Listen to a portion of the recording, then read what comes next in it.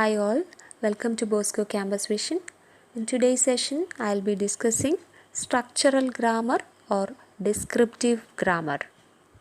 The beginning of the 20th century was marked by a new approach to grammar suggested by linguists like Ferdinand de Saussure and American linguists such as Franz Boas, Edward Sapir, and Leonard Bloomfield.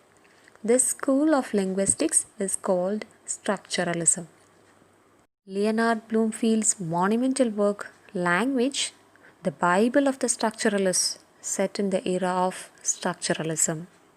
Structural grammar was a reaction against the approach of the traditional grammarians.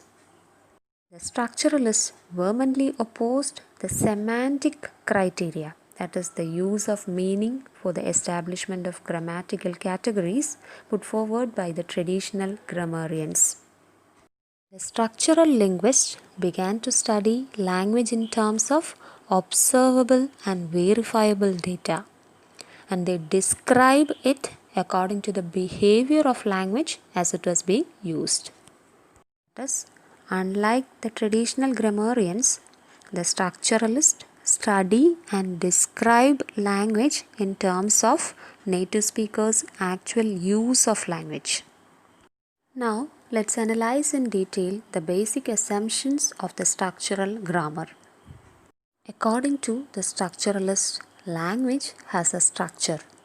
It is composed of units or elements like phonemes, morphemes, etc. Phonemes, it is the smallest distinctive sound unit, and morpheme is the smallest distinctive word unit.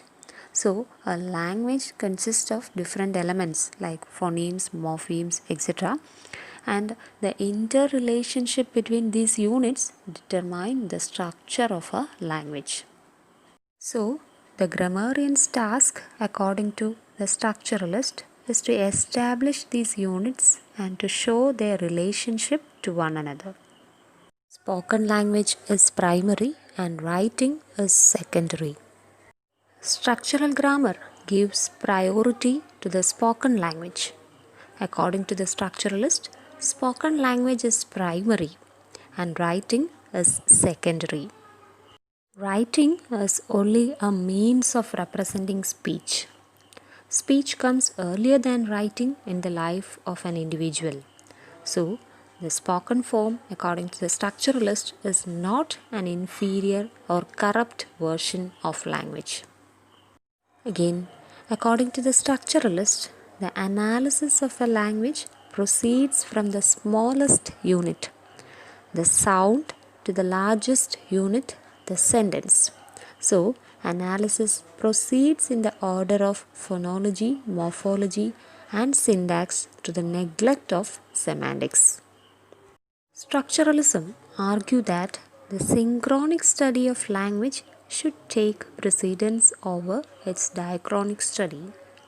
Historical considerations are not relevant to the study of particular temporal state of language. So, according to the structuralist, importance should be given to the synchronic study. Language is subject to change. So, linguistic changes should be studied and described. Language varieties should be studied and described objectively. No variety is to be regarded as inferior or superior to others. Language is a form of human behavior, a set of habits and conventions. The structural linguists try to describe language in terms of its structures as it was being used. They try to look for patterns in language structures. Here is the question for you. Please do complete the work, and thanks for listening.